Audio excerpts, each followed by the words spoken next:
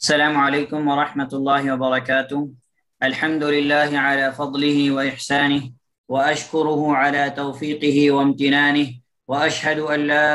إله إلا الله وحده لا شريك له تعظيما لشأنه، وأشهد أن محمدا عبده ورسوله صلى الله عليه وعلى آله وصحبه وسلم تسليما كثيرا.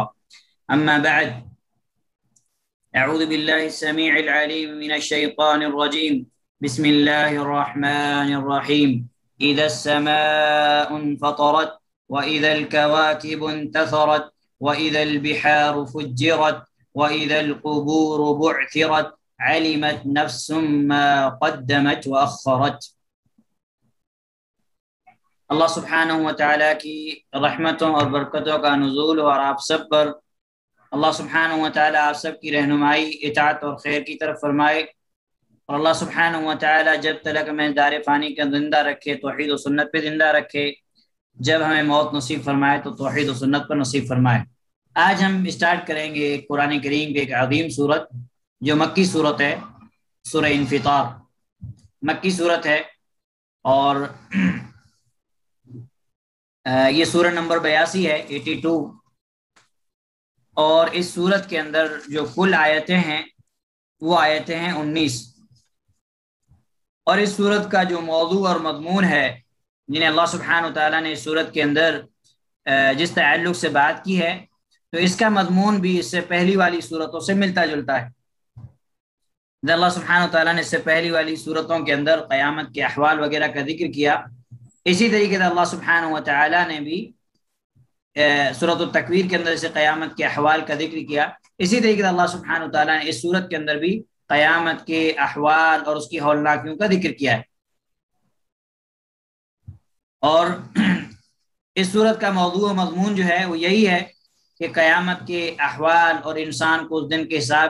کے حساب کے لیے، حساب دینے کے لیے انسان کو تیار رہنا ہے۔ اور سب سے پہلے قیامت کے احوال بیان کیے گئے، پھر انسان کی اعمال کی پیشی کا تذکرہ ہے کہ انسان کے اعمال کس طریقے سے پیش ہوں گے، پھر انسان کو اللہ سبحانہ و تعالیٰ نے احساس دلایا ہے کہ انسان اپنے جو ہے رب کی نافرمانی نہ کرے۔ اللہ سبحانہ و تعالیٰ نے اسے بہترین طریقے سے پیدا کیا، ہر اعتبار سے اسے کامل بنایا، تو جس رب نے اسے بہترین صورت دی، بہترین طریقے سے پیدا کیا، اس کی نافرمانی نہ کرے۔ اس طرح کی جو ہے چیزیں اللہ سبحانہ و تعالیٰ نے اس سورت کے اندر بیان کی ہیں۔ اور اس سورت کے شان نزول کے اندر جو سورۃ التکویر کے اندر ہم لوگ پہلے ایک حدیث پڑھ چکے ہیں جو سنن ترمذی کی حدیث ہے، حدیث نمبر 3333، یعنی 3333، سنن ترمذی کی حدیث ہے، جس کے اندر اللہ کے نبی صلی اللہ علیہ وسلم نے یہ بات بیان فرمائی تھی۔ آپ صلی اللہ علیہ وسلم کیا بات فرمائی تھی کہ من سرہ ان ينظر الى یوم القیامة كأنه رأی عین فلیقرأ اذا الشمس کبرت واذا السماء انفطرت واذا السماء انشقت۔ آپ صلی اللہ علیہ وسلم نے فرمایا کہ جسے یہ پسند ہو کہ وہ قیامت کے دن کو اسی طرح دیکھے گویا کہ آنکھ سے دیکھ رہا ہو، تو اسے سورۃ التکویر اذا الشمس کبرت، سورۃ الانفطار اذا السماء انفطرت، اور سورۃ الانشقاق اذا السماء انشقت، یہ 3 سورتیں پڑھنی چاہیے، کیونکہ اللہ سبحانہ و تعالیٰ نے ان سورتوں کے اندر قیامت کے احوال کا ذکر کیا ہے، اور قیامت کے کیسے آئے گی، کس طرح کے حالات ہوں گے، لوگوں کے کیا حالات ہوں گے، مخلوقات کے کیا حالات ہوں گے، یہاں تک کہ عظیم عظیم مخلوقات، آسمان، پہاڑ، زمین، سمندر، ان کا کیا حال ہوگا، ساری چیزوں کا نقشہ اللہ سبحانہ و تعالیٰ نے ان سورتوں کے اندر کھینچا ہے۔ اسی طریقے سے سورۃ الانفطار کی فضیلت کے تعلق سے ایک اور حدیث موجود ہے، جو حدیث آپ کو صحیح بخاری کے اندر صحیح بخاری کے اندر جو ہے آپ کو مل جائے گی 705 نمبر پہ، اور صحیح مسلم کے اندر 665 نمبر پہ، اور سنن الکبریٰ النسائی، کیونکہ حدیث کے اندر تھوڑا جو اضافہ ہے وہ صحیح بخاری اور صحیح مسلم کی حدیث میں نہیں ہے، وہ اضافہ جو ہے وہ سنن نسائی کے اندر ہے۔ تو سنن نسائی یہ والی نہیں جو مشہور ہے، امام نسائی کی اور بھی کتاب ہے الکبریٰ، سنن نسائی الکبریٰ، تو سنن نسائی الکبریٰ کے اندر آپ نے سورۃ الانفطار کی تفسیر کے جو ہے تعلق سے 11,652 نمبر پہ اس حدیث کو ذکر کیا ہے. تو حدیث صحیحین میں موجود ہے لیکن صحیحین میں کچھ الفاظ موجود نہیں ہیں. حدیث اس طریقے سے کہ آپ لوگوں نے حدیث سنی ہوگی کہ جلیل القدر صحابی سیدنا معاذ بن جبل رضی اللہ تعالی عنہ نے عشاء کی نماز پڑھائی. تو عشاء کی نماز پڑھاتے وقت انہوں نے قرات کیا ہے لمبی کر دی, انہوں نے قرات لمبی کر دی. اور صحیح بخاری وغیرہ کی روایت میں کہ آپ نے سورہ بقرہ پڑھی. تو ایک صاحب تھے جو جن سے برداشت نہیں ہوا, اتنی دیر کھڑا نہیں ہوا گیا, تو انہوں نے نماز حضرت معاذ رضی اللہ تعالیٰ عنہ کی امامت سے منقطع کی, نماز کو توڑا, خود سے نماز پڑھی. نماز پڑھنے کے بعد وہ اللہ کے نبی صلی اللہ علیہ وسلم کے پاس پہنچ گئے اور اللہ کے نبی صلی اللہ علیہ وسلم سے کہا, اللہ کے نبی صلی اللہ علیہ وسلم ایسا ایسا مسئلہ ہے, ہم دن بھر تھکے آ رہے ہوتے ہیں, پھر جو ہے ہم آتے ہیں تو معاذ بن جبل رضی اللہ تعالیٰ لمبی لمبی قرات کرتے ہیں, تو ہمیں دشواری ہوتی ہے, نماز میں تکلیف ہوتی ہے. اور میں نے یہ عمل کیا کہ نماز کو میں نے بیچ میں منقطع کر کے الگ سے نماز پڑھ لی. تو حضرت معاذ رضی اللہ تعالیٰ عنہ نے اس صحابی کے بارے میں کچھ جو ہے غیر مناسب الفاظ بھی کہتے کہ یہ منافق کی علامت ہے وغیرہ. تو اللہ کے نبی صلی اللہ علیہ وسلم نے یہ بات سنی, اللہ اکبر, اللہ کے نبی صلی اللہ علیہ وسلم نے یہ بات سنی تو آپ صلی اللہ علیہ وسلم فرمایا افتان یا معاذ این کنت, اے معاذ کیا تم لوگوں میں فتنہ برپا کرنا چاہتے ہو, کیا تم فتنے میں مبتلا کرنا چاہتے ہو لوگوں کی, این کنتا. پھر آپ صلی اللہ علیہ وسلم نے فرمایا کہ این کنت ان سبح اسم ربک الاعلی والضحى واذا السماء انفطرت, کہ تم جو ہے سبح اسم ربک الاعلی اور سورۃ الضحى اور اذا السماء انفطرت سے کہاں تھے, یعنی تم نے یہ سورتیں کیوں نہیں پڑھی؟ تو اذا السماء انفطرت کا جو ذکر ہے وہ ذکر سنن نسائی کی حدیث میں صحیح ہے, میں نے صحیح ہے ان کے اندر سبح اسم ربک الاعلی والضحى کا اندر ہے. تو اس سے بھی پتہ چلتا ہے کہ اللہ کے نبی صلی اللہ علیہ وسلم نے حضرت معاذ بن جبل رضی اللہ تعالی عنہ کو اس سورت کی قرات کی طرف ترغیب دلائی. تو یہ سورت جو ہے عظیم صورت ہے. اور اس حدیث سے ایک جو ہے بات ہمیں معلوم ہوتی ہے وہ یہ ہے کہ امام کو مقتدیوں کا خیال کرنا چاہیے اور نماز اتنی لمبی نہیں کرنی چاہیے جس سے مقتدی پریشان ہو جائیں. معتدل نماز ہو, نہ زیادہ لمبی ہو نہ زیادہ شارٹ ہو, معتدل نماز ہو جس کے اندر نماز کے ارکان شروط وغیرہ کمپلیٹ ہو جائیں. تو اللہ سبحانہ تعالیٰ نے فرمایا اذا السماء انفطرت, اذا معنی ہوتا ہے جب, السماء آسمان, ٹھیک ہے, انفطرت, انفطر ينفطر انفطارا مطلب ہوتا ہے پھٹ جانا. کیا ہوتا ہے اس کا مطلب ہوتا ہے پھٹ جانا, اور یہ باب افعال سے ہے. اور یہاں پہ جو انفطرت ہے یہ واحد مؤنث غائب ہے, یعنی تھرڈ پرسن کا صیغہ ہے اور مؤنث کا صیغہ ہے, مؤنث کا صیغہ ہے. تو اللہ سبحانہ تعالیٰ فرمایا کہ اذا السماء انفطرت, جب آسمان پھٹ جائے گا, جب آسمان پھٹ جائے گا, اذا جب, السماء آسمان, انفطرت پھٹ جائے گا. اب چونکہ السماء جو ہے یہ عربی میں جو ہے مؤنث استعمال ہوتا ہے, مؤنث سماعی ہے, مؤنث سماعی ہے, اس لیے انفطرت فعل جو ہے لایا گیا, یہ واحد مؤنث غائب ہے. انفطر ينفطر انفطارا جو ہے باب انفعال سے اس کا معنی ہوتا ہے پھٹنے کے, معنی ہوتا ہے پھٹ جانا, ٹھیک ہے. انفطرت کہ فلاں چیز پھٹ گئی, ٹوٹ گئی, تو یہ اس لیے اللہ سبحانہ تعالیٰ نے ذکر کیا. حافظ صلاح الدین یوسف رحمہ اللہ اس آیت کی شرح میں بیان فرماتے ہیں کہ اللہ سبحانہ تعالیٰ نے جہاں پہ جو بات بیان فرمائی کہ اذا السماء انفطرت, یعنی اللہ کے حکم اور اس کی ہیبت سے پھٹ جائے گا اور فرشتے نیچے اتر آئیں گے. یعنی آسمان جو پھٹے گا وہ کیوں پھٹے گا؟ اللہ سبحانہ تعالیٰ کے حکم سے, اور خوف اور ہیبت سے آسمان جو ہے پھٹ جائے گا. اور جب آسمان کے اندر فرشتے رہتے ہیں, مخلوق ہے, تو وہ زمین پر نیچے آ جائے گی, وہ مخلوق زمین پر نیچے آ جائے گی. تو آپ سوچئے کہ جو آسمان ہے یہ آسمان اللہ سبحانہ تعالیٰ کی ایک عظیم مخلوق ہے, جیسا کہ اللہ سبحانہ تعالیٰ نے قرآن کریم کے اندر دوسری جگہ پر فرمایا کہ لَخَلْقُ السَّمَاوَاتِ وَالْأَرْضِ أَكْبَرُ مِنْ خَلْقِ النَّاسِ, کہ زمین و آسمان کا پیدا کرنا یہ تو بہت بڑی چیز ہے. اکبر من خلق الناس, لوگوں کے پیدا کرنے سے اتنی بڑی چیز ہے, لیکن یہ اتنی بڑی مخلوق بھی اس دن کی ہیبت سے, اللہ کے حکم سے یہ چیز پھٹ جائے گی. جتنے بھی آسمان ہیں, ساتوں آسمان پھٹ جائیں گے, یہ اللہ سبحانہ تعالیٰ کے حکم اور اس کی اللہ سبحانہ تعالیٰ کی ہیبت اور ہیبت کا جو ہے اثر ہوگا کہ آسمان بھی کیا جائے گا، آسمان پھٹ جائے گا۔ اور اس کے بعد اللہ سبحانہ تعالیٰ نے فرمایا وَإِذَا الْكَوَاكِبُ انتثرت، اور اذا جب الکواکب ستارے، الکواکب جمع ہے اور اس کی واحد آتی ہے کوکبن، واحد آتی ہے الکوکب ستارہ۔ پھر اللہ سبحانہ تعالیٰ نے فرمایا کہ انتصرت، انتصر ینتصر انتصارا، باب افتعال سے، باب افتعال سے، جس کا معنی ہوتا ہے جڑ جانا، جس کا معنی ہوتا ہے جھڑ جانا۔ اس اللہ سبحانہ تعالیٰ فرمائیں وَإِذَا الْكَوَاكِبُ انتثرت، اور جب ستارے انتصرت جڑ جائیں گے، یہاں پہ بھی اللہ سبحانہ تعالیٰ نے مؤنث فعل لایا، انتصرت واحد مؤنث ہے، واحد مؤنث ہے اور باب افتعال سے، تو انتصر ینتصر انتصارا معنی ہے جڑ جانا، جھڑ جانا۔ اسی طریقے کا معنی پھیلنے کے بھی ہوتے ہیں، پھیلنے کے بھی ہوتے ہیں، منتشر ہونے کے بھی ہوتے ہیں، اور اس کا جو مادہ آتا ہے وہ ہے نثرا، کیا ہے نثرا۔ اور جو پہلا ان فطرت ہمارے پاس آیا اس کا مادہ آتا ہے فطرا، فطرا، یعنی ہم جو ہے عربی ڈکشنری کے اندر تلاش کرنا چاہیں تو ہم اس مادے سے ڈھونڈیں گے۔ حافظ صلاح الدین یوسف رحمہ اللہ فرماتے ہیں اس آیت کی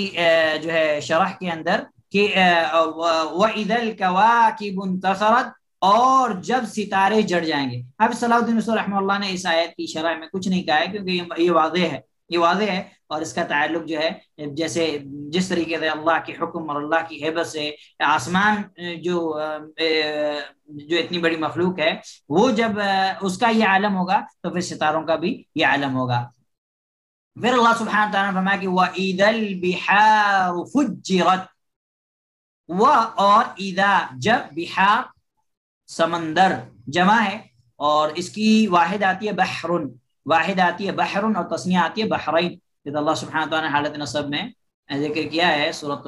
الرحمن کے اندر مرج البحرین یلتقیان بینہما برزخ لا یبغیان، تو بحار مطلب ہوتا ہے، البحار مطلب ہوتا ہے سمندر جمع ہے اور اس کی واحد آتی ہے بحر، واحد آتی ہے بحر۔ تو اللہ سبحانہ تعالیٰ نے فرمایا کہ وَإِذَا الْبِحَارُ، اور جب سمندر فجرت، فجرت بہ نکلیں گے، بہ پڑیں گے، سمندر کیا ہو جائیں گے، بہ پڑیں گے، یعنی جو سمندر کا پانی ہے یہ بہنے لگے گا۔ اب یہ جو ہمارے پاس لفظ ہے فجرت، یہ بھی واحد مؤنث ہے، یہ بھی واحد مؤنث ہے، اور یہ باب تفعیل سے ہے، فجر یفجر تفجیرا، فجر یفجر تفجیرا، مطلب اس کا یہ ہے کہ بہ پڑنا، یعنی اس کا جو ہے مطلب یعنی کسی چیز کے نہر کا جاری ہو جانا وغیرہ اس معنی میں جو ہے استعمال ہوتا ہے۔ تو اللہ سبحانہ تعالیٰ نے یہاں پہ اس چیز کو ذکر کیا ہے۔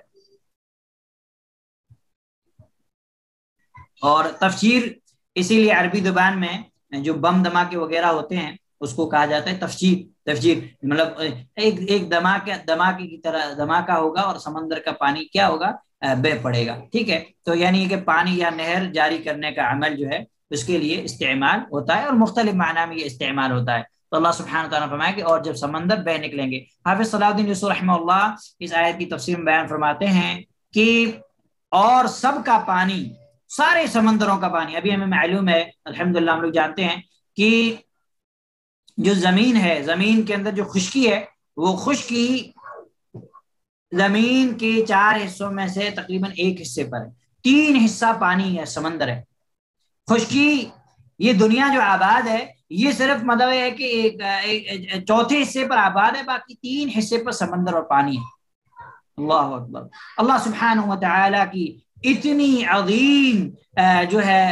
کیا کہتے ہیں مخلوق زمین، پھر زمین کے ہم 4 پارٹ کر لیں، 4 حصے کر لیں تو اس میں سے چوتھے حصے پر انسان، اتنی بڑی مخلوق، اس میں انسان ہے، اس میں دوسرے جو سمندر کے علاوہ کے جانور جو بستے ہیں وہ ہیں، اور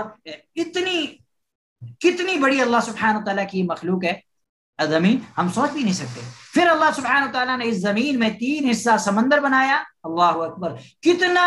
یعنی زمین کے اندر کتنا پانی ہے کہ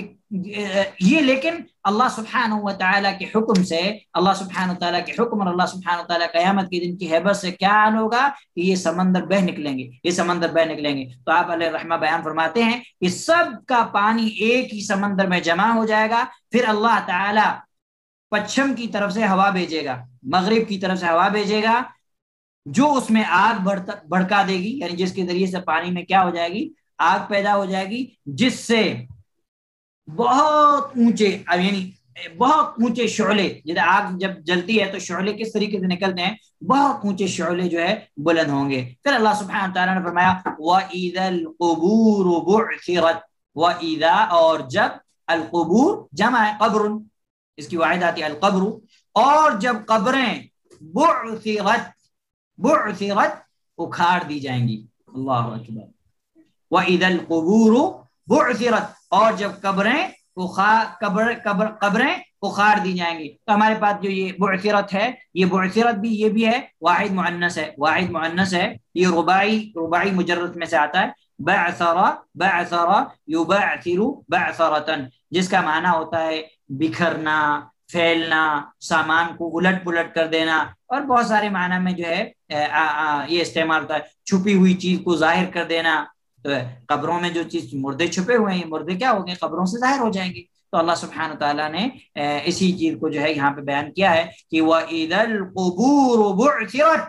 اور جب قبریں اکھاڑ دی جائیں گی، اللہ اکبر۔ یہ قیامت کی احوال اور اس کی ہولناکیاں ہیں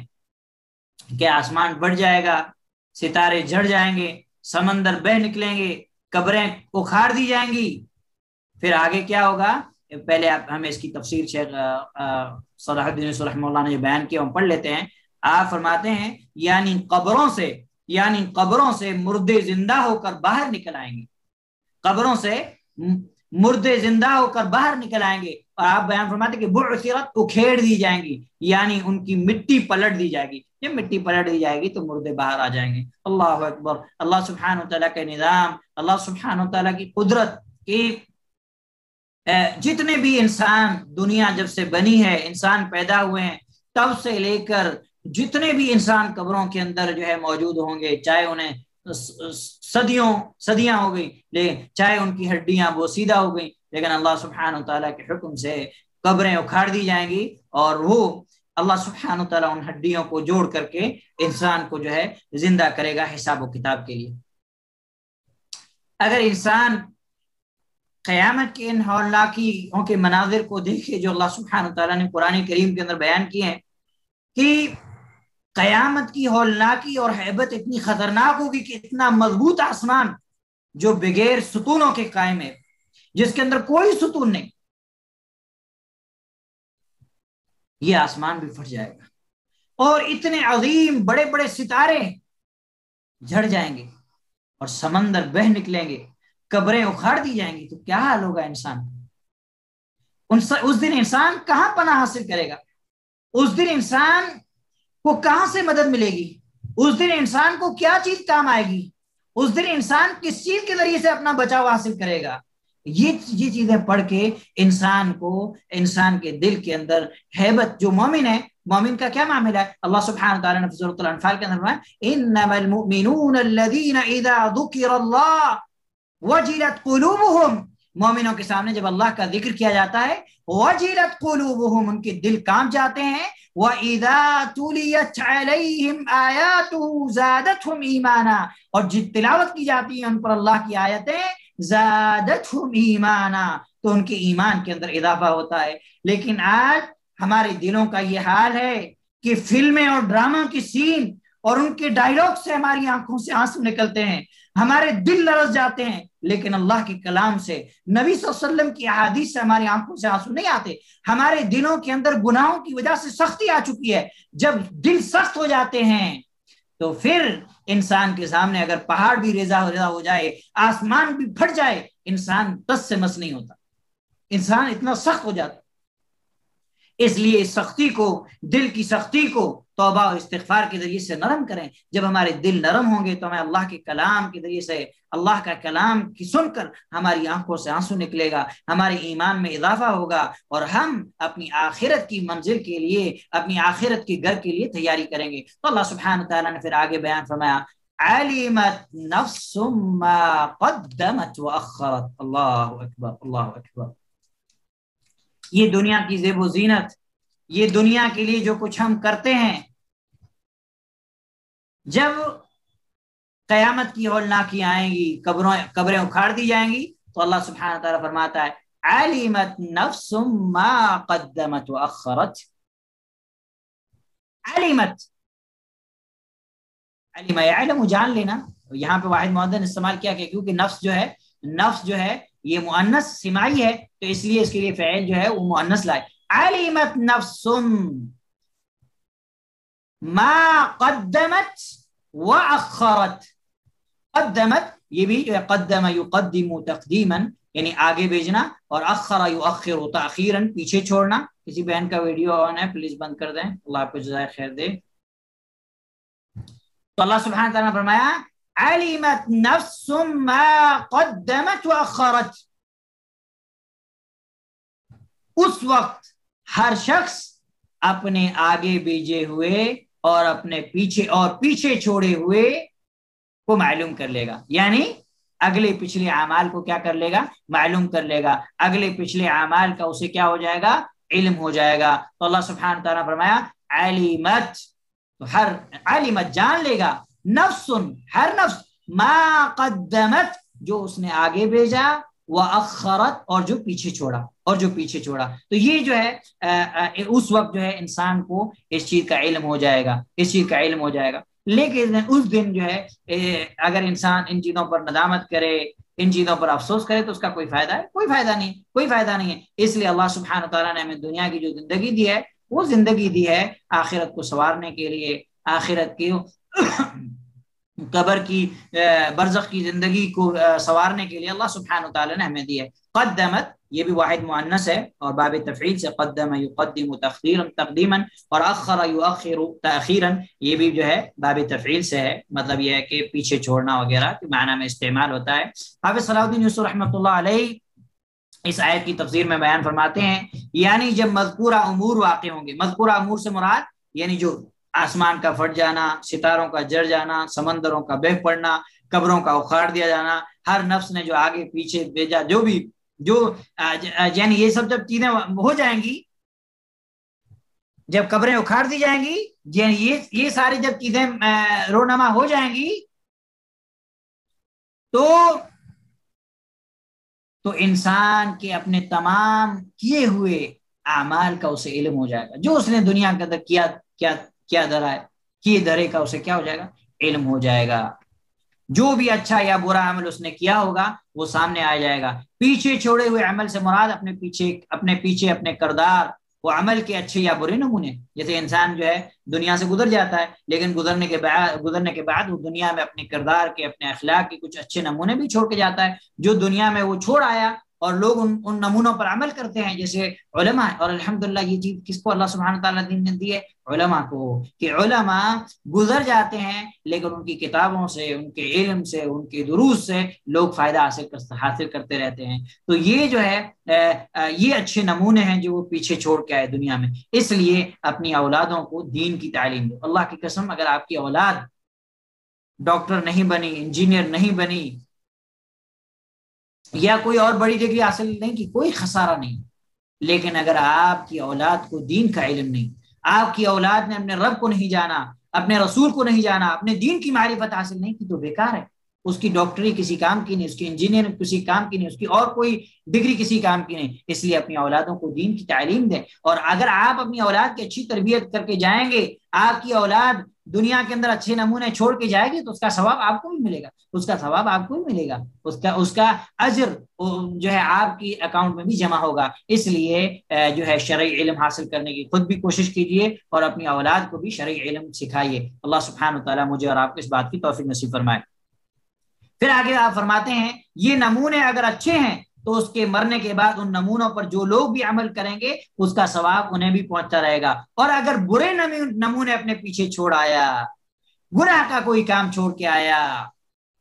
کوئی بھی گناہ کا کام ہو اور لوگوں نے اس کے نقش قدم پر چلتے ہوئے اس گناہ کو کیا تو اس کا ثواب بھی اسے ملتا، اس کا گناہ بھی اسے ملتا رہے گا. تو اللہ سبحانہ تعالیٰ نے اس چیز کو یہاں پہ ذکر کیا ہے جس کی یعنی کچھ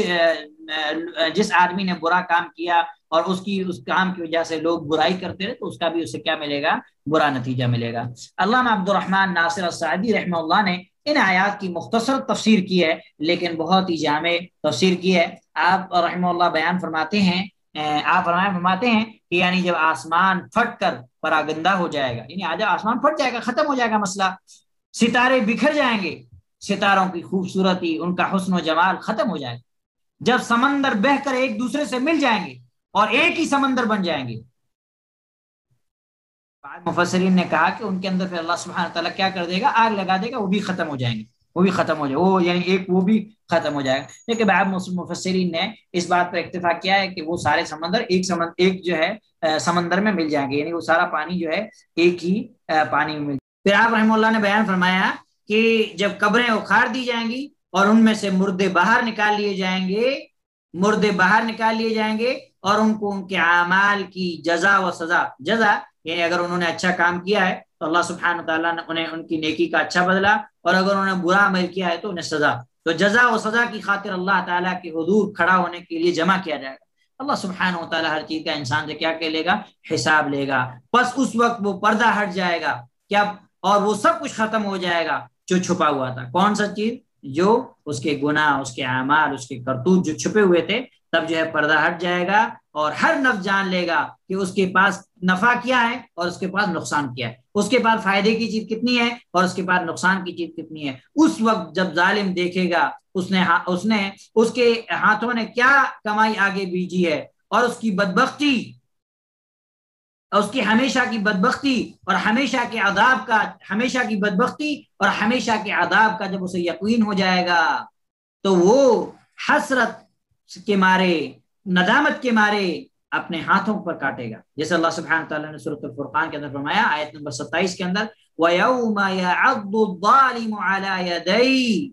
اور ظالم اس دن اپنے ہاتھوں کو چبائے گا، کاٹے گا، اور کیا کہے گا، یا لیتنی اتخذت مع الرسول سبیلا، کاش کہ میں نے رسول کے راستے کو اپنایا ہوتا، کاش کہ میں نے رسول کے راستے کو اختیار کیا ہوتا. تو پھر آپ آگے بیان فرماتے ہیں کہ اس وقت متقین، اللہ سے ڈرنے والے، جنہوں نے نیک اعمال آگے بھیجے ہوں گے، جنہوں نے نیک اعمال کیا کیے ہوں گے، جنہوں نے نیک اعمال آگے بھیجے ہوں گے، ان کے لیے عظیم کامیابی ہوگی، ان کے لیے ہمیشہ کی نعمتیں ہوں گی، اور جہنم کے عذاب سے ان کے لیے سلامتی ہوگی. اور یہی سب سے بڑی کامیابی، اور یہی سب سے بڑی کامیابی ہے کہ اللہ سبحانہ و تعالی ہمیں جہنم کے عذاب سے بچا لے. یہی سب سے بڑی کامیابی ہے، جیسا کہ اللہ سبحانہ و تعالی نے سورہ آل عمران کے اندر فرمایا، فَمَنْ زُحْزِحَ عَنِ النَّارِ وَأُدْخِلَ الْجَنَّةَ فَقَدْ فَازَ وَمَا الْحَيَاةُ الدُّنْيَا إِلَّا مَتَاعُ الْغُرُورِ، کہ جو جہنم کی آگ سے بچا لیا جائے، وَأُدْخِلَ الْجَنَّةَ، اور جنت کے اندر داخل کر دیا جائے، فَقَدْ فَاز، یہی کامیابی ہے. کامیابی یہ نہیں ہے کہ دنیا کے اندر آپ مالدار بن جائیں، کامیابی یہ نہیں ہے کہ دنیا کے اندر آپ جو ہے آپ کو منصب مل جائے، آپ کے پاس گاڑیاں ہوں، آپ کے پاس جو ہے ملکوں کی کمان ہو، آپ بادشاہ بن جائیں. نہیں، کامیابی کیا ہے؟ کامیابی یہ ہے کہ اللہ سبحانہ و تعالیٰ آپ کو یہ سرٹیفکیٹ دے دے کہ آپ جہنم کے عذاب سے سلامت ہیں، اللہ سبحانہ و تعالیٰ نے آپ کو اپنے عذاب سے محفوظ کر لیا. یہ سب سے بڑی کامیابی ہے. علامہ ابن کثیر رحمہ اللہ نے بھی ان آیات کی مختصر جو ہے تفسیر بیان کی ہے، انشاءاللہ میں آپ کو بیان کرتا ہوں. علامہ ابن کثیر رحمہ اللہ فرماتے ہیں کہ اللہ سبحانہ تعالیٰ نے ان آیات کے اندر، اس صورت جو ہم نے آیات پڑھی 5 آیات، ان آیات کے اندر قیامت کے دن کا منظر پیش کیا ہے کہ جب آسمان پھٹ جائے گا. اور اس چیز کا ذکر اللہ سبحانہ تعالیٰ نے اور بھی مقامات پر کیا ہے، جیسے اللہ سبحانہ تعالیٰ نے سورہ مزمل آیت نمبر 18 کے اندر اللہ سبحانہ تعالیٰ نے کیا فرمایا، السماء منفطر به، کہ اس میں آسمان پھٹ جانے والا ہے. کس میں؟ قیامت کے دن میں. پھر اللہ سبحانہ تعالیٰ نے فرمایا کہ اور جب تارے جڑ جائیں گے یعنی گر جائیں گے، اور جب سمندر پھاڑ دیے جائیں گے. تو اس کی تفسیر میں امام کثیر رحمہ اللہ بیان فرماتے ہیں کہ حضرت عبداللہ بن عباس رضی اللہ تعالیٰ نے بیان کیا کہ اللہ تبارک و تعالیٰ